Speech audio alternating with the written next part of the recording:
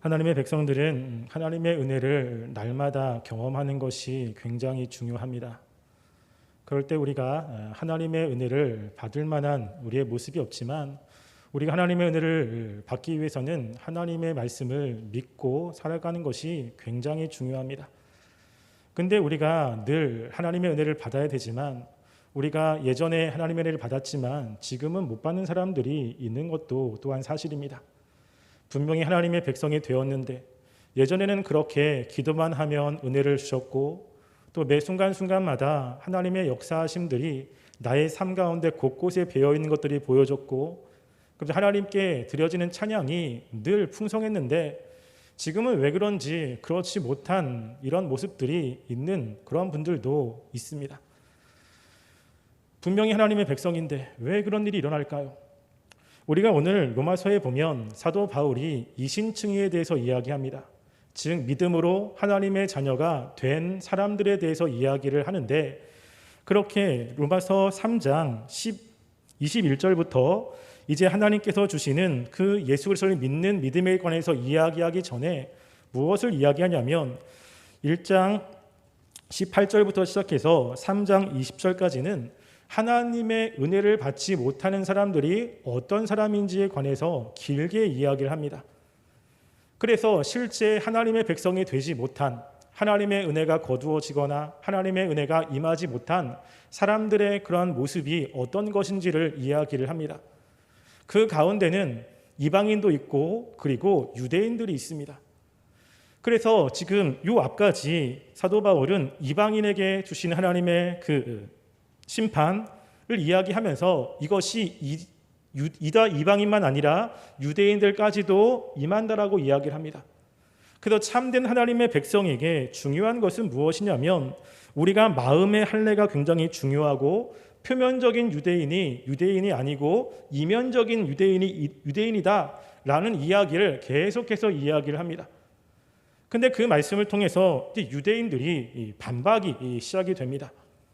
그래서 유대인들은 그동안 하나님의 백성이라고 생각을 했는데 사도 바울이 하는 이야기를 그들은 믿을 수가 없는 것입니다. 실제로 우리가 말씀을 통해서 아는 것은 사도 바울이 하는 이야기를 듣고 그 말씀을 믿어야 하나님의 자녀가 되고 하나님의 백성으로서 하나님의 은혜를 받는데 유대인들은 사도 바울의 그 얘기를 들을 때 그들은 그 말씀이 이해가 되지 않을 뿐만 아니라 믿지도 못하는 것입니다. 하나님의 은혜가 거두어지고 있는 것이죠. 그렇게 하나님의 은혜가 거두어진 그 유대인들이 지금 사도 바울에게 어떻게 하고 있는지를 살펴보면서 왜 그들이 하나님의 은혜가 거두어지는지 그 이유를 말씀을 통해서 함께 살펴보려고 합니다. 사도 바울이 복음을 전할 때 유대인들은 사도 바울의 말을 믿지 않았습니다. 믿지 않을 뿐만이 아니라 사도 바울을 계속해서 비방을 했습니다. 오늘 말씀 로마서 3장 8절 말씀에 보면 이렇게 이야기하죠. 또는 그러면 선을 이루기 위하여 악을 행하게 하지 않겠느냐?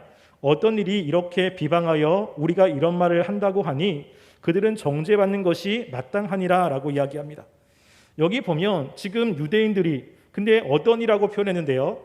이런 말로 사도 바울을 비난한다고 이야기합니다. 무엇이 있습니까? 비난이 계속 있는 거예요. 이 사람들은 누구냐면 유대인들이죠. 비난하다라고 하는 것이 현재형입니다. 현재 지금 이 로마서를 쓰는 지금도 유대인들은 계속해서 사도 바울에게 비난하는 일들이 있는 것입니다.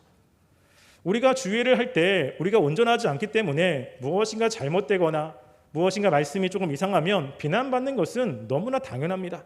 정당한 비난은 있을 수가 있는 거죠. 그런데 지금 여기 비난은 정당한 비방이 아닙니다. 그래서 지금 이 사도 바울에게 이야기를 하는 이 비난이 어떤 거냐면 7절과 8절이에요.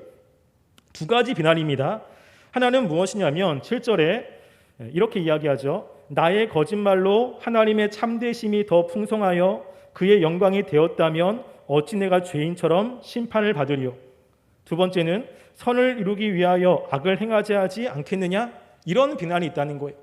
사도 바울 네 말을 들어보니까 그러면 하나님의 영광이 그렇게 중요하면 우리가 죄를 지으면서 하나님께 영광을 돌린다고 그러면 궁극적으로 하나님의 영광이기 때문에 그렇게 죄를 짓는 사람들은 하나님이 심판하면 안 되지 않느냐? 이런 비난을 하고 있는 것입니다. 근데 이게 잘못된 비난이라는 것이 그 다음 8절 마지막에 사도 바울이 무엇이라고 이야기하냐면 그들은 정죄를 받는 것이 마땅하다라고 이야기하는 거예요. 사도 바울은 그렇게 얘기한 적이 없습니다. 사도 바울은 그러한 결론으로 도출되게끔 말씀을 선포한 적이 없습니다. 그런데 이 유대인들이 사도 바울의 이야기를 자기식대로 해석하고 사도 바울에게 묻지 않고 자기들이 사도 바울의 그런 것들을 자기의 생각대로 하면서 자꾸만 사도 바울을 비방하는 일들이 벌어지게 되는 것입니다. 사도 바울이 설명을 하고 그래도 전혀 믿질 않아요. 자기들의 생각, 본인들이 가지고 있는 논리 여기에 빠져서 계속 사도 바울을 비난하는 일들이 벌어지고 있습니다. 그런데 이런 일은 사도 바울만이 아니라 예수님에게도 되게 많이 있었습니다. 우리가 마태복음 12장 22절부터 24절 보면 이런 말씀이 있습니다.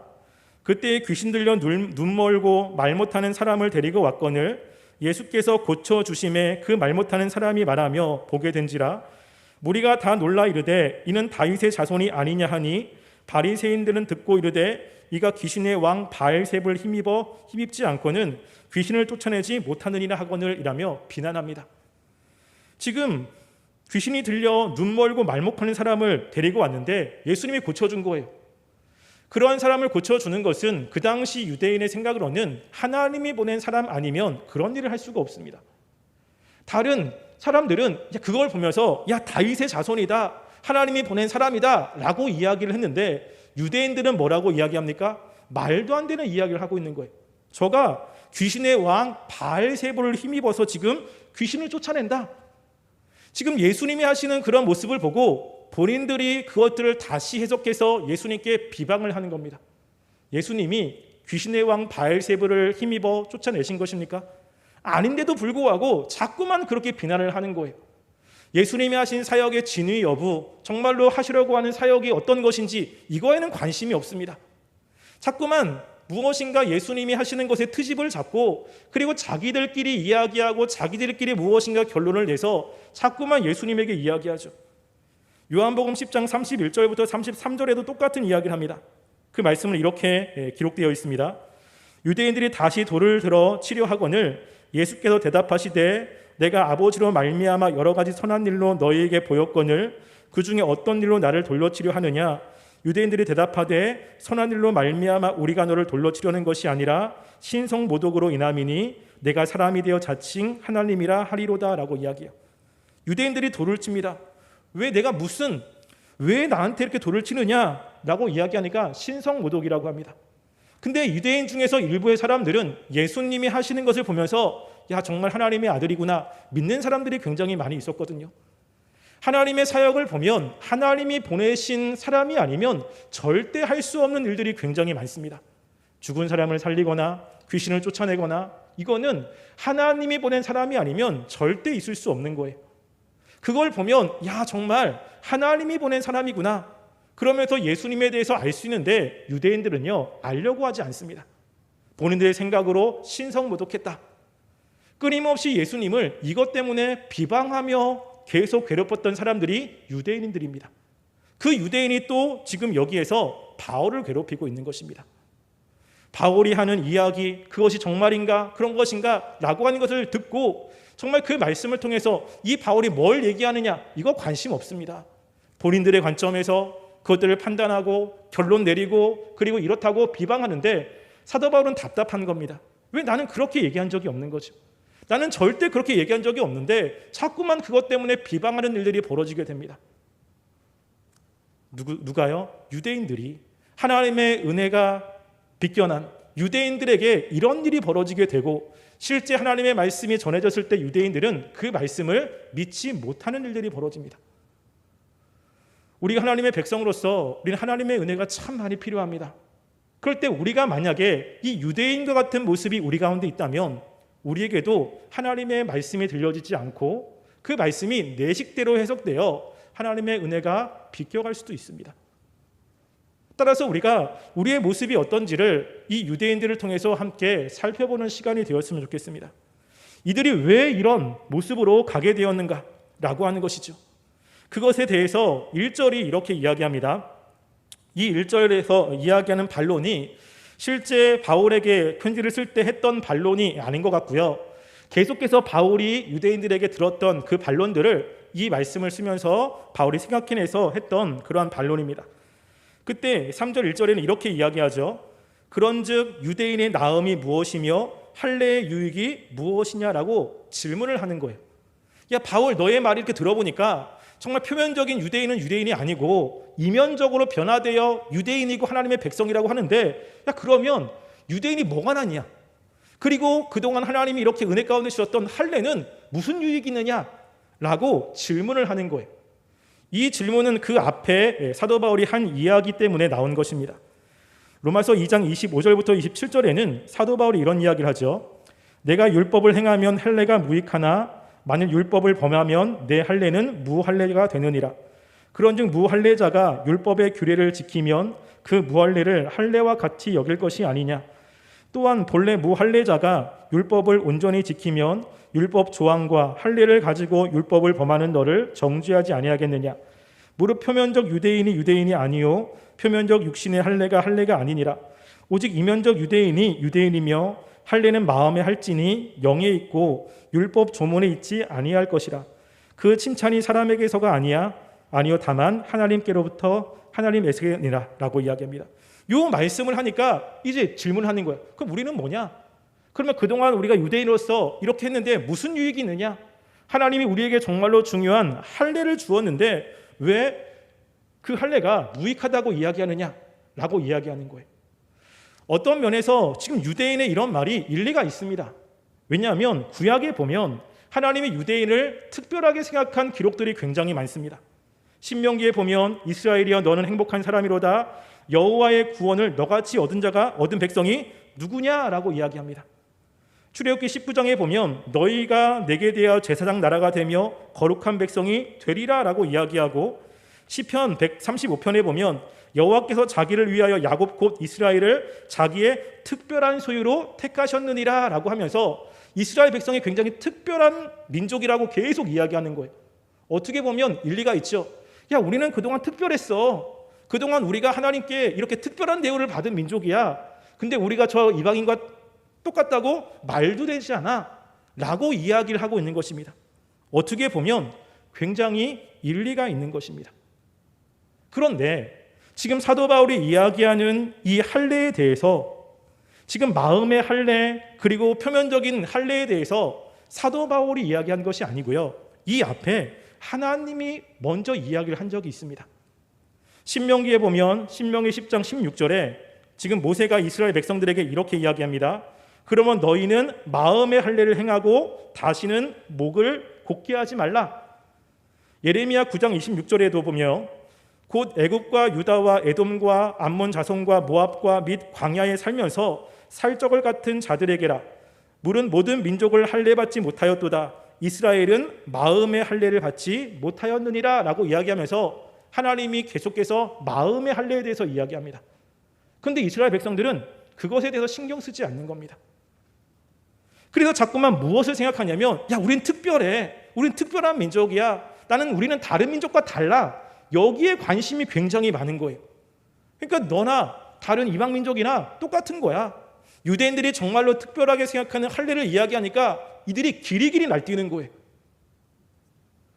그래서 지금 사도 바울이 이야기합니다. 2절 보면 유대인이 나음이 무엇이냐 할례의 유익이 무엇이냐 라고 했을 때 답을 합니다. 3절 2절 보면요 이렇게 이야기하죠. 범사에 많으니 우선은 그들이 하나님의 말씀을 맡았음이라 라고 이야기합니다. 되게 많다. 유대인들이 가지고 있는 특권, 유대인의 나음 굉장히 많다라고 이야기합니다. 근데 우선은 뭐냐면 특별히 그 중에 정말로 중요한 것은 무엇이냐면 너희가 하나님의 말씀을 맡은 것이라고 이야기합니다. 실제 사도 바울은요 유대인이 가지고 있는 특권에 대해서 많이 알고 있습니다. 여기에서는 쓰지 않았지만 로마서 9장 4절 5절 말씀에는 이것을 이야기를 하는데요. 이 말씀 한번 볼까요? 로마서 9장 4절과 5절입니다. 자, 제가 읽어드리겠습니다. 여기 보면 이렇게 이야기합니다. 그들은 이스라엘 사람이라 그들에게는 양자됨과 영광과 언약들과 율법을 세우는 것과 예배와 약속들이 있고 조상들도 그들의 것이요 육신으로 하면 그리스도가 그들에서 나셨으니 그는 만물 위에 계셔서 세상에 찬양을 받으실 하나님이시라. 아멘. 지금 유대인의 나음이 무엇입니까? 굉장히 많아요. 그들은 양자도 있고 영광도 있고 언약도 있고 율법을 세우는 것도 있습니다. 굉장히 많은데 그 중에 너희들이 정말로 중요한 게 뭐냐면 하나님이 이스라엘 백성들에게 말씀을 맡겼다는 것입니다. 그래서 하나님의 약속을 이스라엘 백성들에게 맡겼고 이스라엘 백성은 그 말씀을 가지고 있는 사람들이에요. 그러면 이스라엘 백성들에게 중요한 것은 무엇이냐면요, 그 말씀을 믿어야 되는 것입니다. 그 말씀을 믿는 그 표징 중에 하나가 무엇이냐면 하나님의 약속을 분명하게 보여준 표징이 할례 아닙니까? 할례.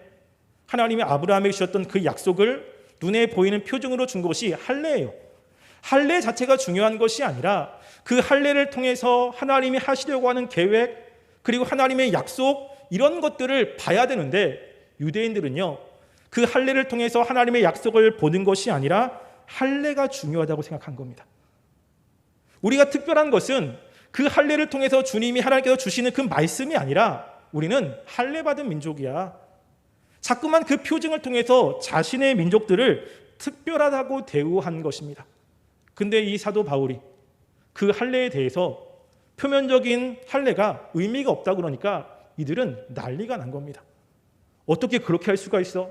야, 내가 하나님께 어떤 사람인데, 우리 민족이 하나님이 그동안 어떻게 하셨는데, 자꾸만 특권의식이 이들에게 있는 거예요. 그러니까 하나님의 말씀이 들어가지 않는 것입니다. 하나님은 이전부터 그 말씀을 통해서 무엇을 보게 하셨냐면 이스라엘 백성이 특별한 게 아니었습니다. 하나님이 이스라엘 백성을 선택한 그 이유 자체도 무엇이냐면 이스라엘 백성이 특별하거나 힘이 많기 때문이 아닙니다. 신명기 7장 7절에 보면 하나님이 이스라엘 백성을 선택한 이유를 이야기하는데요, 여호와께서 너희를 기뻐하시고 너희를 택하심은 너희가 다른 민족보다 수요가 많기 때문이 아니니라. 너희는 오히려 모든 민족 중에 가장 적으니라 라고 이야기합니다. 이스라엘 백성은 보잘것이 없는 나라입니다. 그런데 하나님이 이스라엘 백성을 택해 주신 거예요. 이스라엘 백성의 입장에서는 하나님의 택해 하심이 너무나 감사한 것이죠. 하나님이 주시는 그 말씀이 너무나 중요한 것이고 그 말씀을 지키며 살아가야 되는데 시간이 지나다 보니까 하나님이 처음에 주셨던 그 은혜들은 잃어버린 채 하나님이 자기들에게 주었던 축복, 다른 민족과 다르게 대우했던 그 대우, 특권 이런 걸 생각하며 특별하다고 생각하고 있는 겁니다. 그러니까 하나님의 말씀이 안 들어가기 시작하는 거예요. 이게 이들에겐 가장 큰 문제였습니다. 이전에는 하나님이 유대인들을 사용했어요. 그때 그들에게 말씀을 주었고 그들 가운데 함께 했습니다. 하나님이 그때는 이유가 있는 겁니다. 그때 유대인들은 그 보잘것없는 그런 민족이지만 하나님의 자신들을 택한 것에 대한 감사함과 기쁨 그리고 하나님의 그 은혜를 늘 간직하며 자신들의 존재가 어떠한 존재를 잊으면 안 되는 것이었습니다. 근데 자꾸만 잊어버리고 자기들이 특별하다고 생각하니까 그 이후에 하나님의 말씀들이 들려지지 않는 일들이 벌어지게 되었다는 것입니다. 우리가 하나님의 백성으로서 예수님께서 제일 중요하게 말씀한 것 중에 하나가 무엇이냐면요, 마태복음 5장 3장에 보면 심령이 가난한 자는 복이 있다는 것입니다. 마음이 가난한 것입니다. 자기가 특별한 것이 아니라 자기는 아무것도 할 수 없고 하나님의 은혜가 아니면 자신은 어떠한 것도 할 수 없다라고 하는 마음에 하나님의 은혜가 부어진다는 것입니다. 근데 지금 이 유대인들은 너무 부해요. 자신들은 다른 민족과 달라요. 하나님은 자신들에게 특별합니다. 하나님의 말씀을 전해줘도 야, 우리는 그런 말씀하고 우리는 상관이 없어. 왜 우리는 하나님이 주신 어떤 특별한 뭔가가 있잖아. 이런 영광이 있잖아. 하나님 우리 이렇게 했잖아. 하나님은 달라. 자꾸만 이 예수님이 사역과 그리고 사도 바울이 했던 말들을 유대인들은 자꾸만 거부하고 있는 것입니다. 내가 특별하다고 생각했기 때문입니다. 이거를 굉장히 조심해야 됩니다. 제가 요즘에 열심히 공부하고 있는 것 중에 하나가 조나단 에드워드를 지금 열심히 조금 공부하고 있습니다.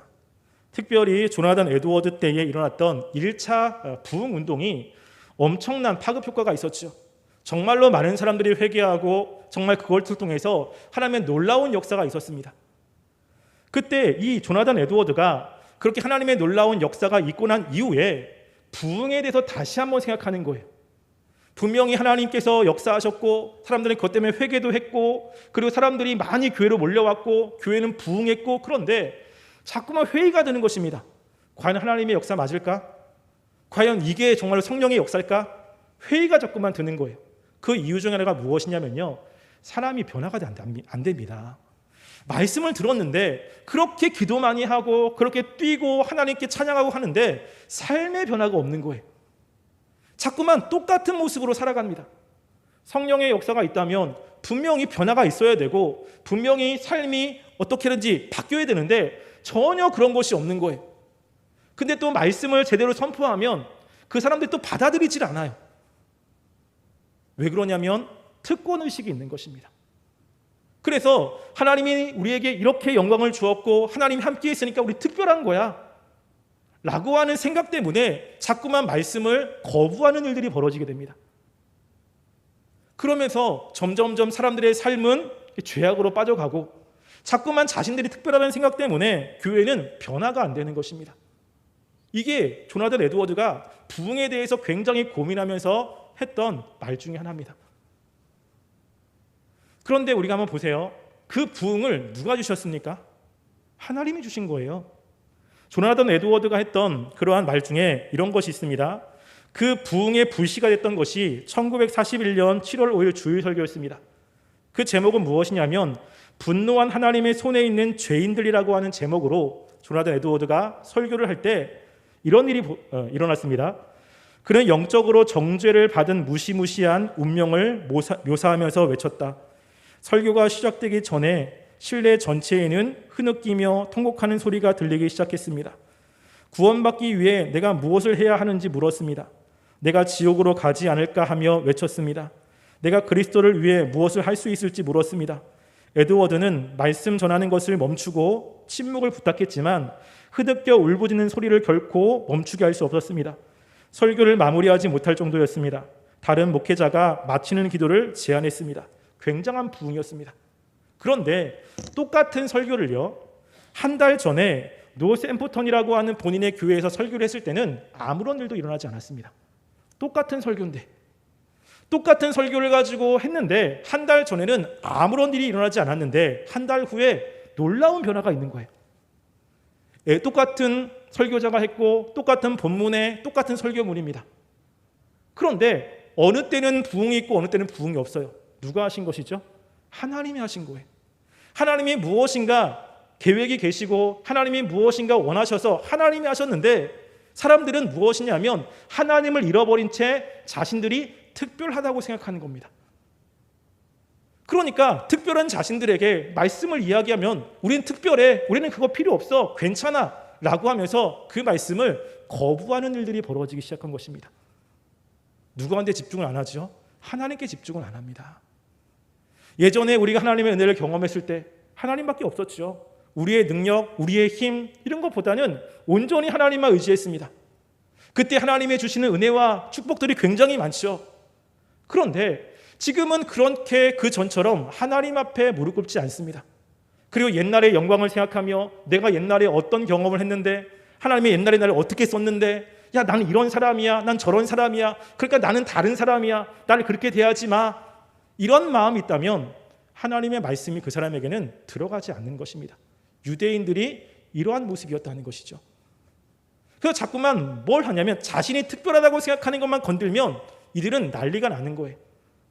유대인들에게 특별한 것이 무엇입니까? 할례잖아요. 할례만 건들면 이들은 난리가 나는 거예요. 자신들에게는 굉장히 특별한 겁니다. 그게 없어지면 자신의 존재가 그 다른 사람과 같아지기 때문에 이거는 절대 못 건듭니다. 예전의 영광이죠. 하나님이 왜 그것을 주셨는지, 그것을 주신 하나님의 역사가 무엇인지, 의도가 무엇인지를 생각하지 않는 일들이 벌어질 수 있다는 것입니다. 하나님의 은혜가 선포될 때, 하나님께 모일 때 하나님의 백성들은 하나님의 은혜를 경험하게 됩니다. 우리가 주님을 의지하며 주의 말씀을 들을 때 그 말씀에는 능력이 나타납니다. 근데 내가 말씀을 듣는데 하나님의 말씀을 통한 하나님의 은혜가 나한테는 경험이 됩니까? 옛날에는 그렇게 열심히 기도하면 하나님께서 무엇인가 마음 가운데 확신도 주시고 은혜도 주셨는데 말씀을 들으면 그 말씀을 들은 것 때문에 감격하며 그렇게 살았는데 왜 지금은 나한테 그런 것이 없을까? 옛날에는 그렇게 많은 하나님의 축복을 받았는데 지금은 하나님의 축복을 생각하려고 해도 없는 거예요. 그러니까 자꾸만 옛날 이야기를 하는 거죠. 옛날에 이랬다, 옛날에 저랬다. 근데 왜 지금은 없는 것입니까? 우리가 한번 이 말씀을 통해서 생각해 볼 필요가 있다고 생각합니다. 나는 지금 하나님 앞에 어떤 마음을 가지고 서 있습니까? 혹시 특권 은석 아닙니까? 교만한 아닙니까? 나는 다르다고 생각하는 것 아닙니까? 주님 앞에서는 모든 사람이 죄인이고요. 하나님의 은혜 때문에 내가 그때 축복을 받은 것이고 하나님의 어떤 계획 때문에 나한테 은혜를 베풀어 주시는 것입니다. 내가 잘해서 된 것은 아무것도 아니라는 것입니다. 우리가 신앙생활할 때 이 생각을 정말로 많이 버리셔야 됩니다. 만약에 그런 생각을 가지고 있다면 우리는 하나님의 은혜를 경험할 수 없습니다. 하나님은 교만한 사람과는 역사하지 않기 때문에 그렇습니다. 유대인들 하나님의 정말로 많은 은혜들을 받았습니다. 유대인의 특권 굉장히 많습니다. 특별히 하나님의 말씀을 통해서 하나님을 더 알 수 있는 그 가능성, 그 기회도 유대인들이 이방인보다 훨씬 더 많습니다. 유대인들이 그 말씀만 잘 본다면, 그 말씀만 잘 깨닫고 한다면 예수님을 그들은 더 쉽게 믿을 수 있었습니다. 그런데 그 유대인의 특권이 예수님을 거부하게 만들었습니다. 하나님의 말씀을 맡겼는데 하나님의 말씀을 보지 않고 자신들의 특권만을 바라보며 자신의 누리고 있는 것들을 바라보며 살은 유대인들은 하나님의 말씀이 비껴나는 결과를 초래했습니다. 우리에게 이런 일이 없기를 바랍니다. 우리에게 주시는 하나님의 말씀, 그 말씀들이 날마다 우리 마음 가운데 깨달아지고 또 그걸 통해서 하나님의 은혜가 충만히 경험되는 삶이 되기를 주님의 이름으로 간절히 소원드립니다. 기도하겠습니다.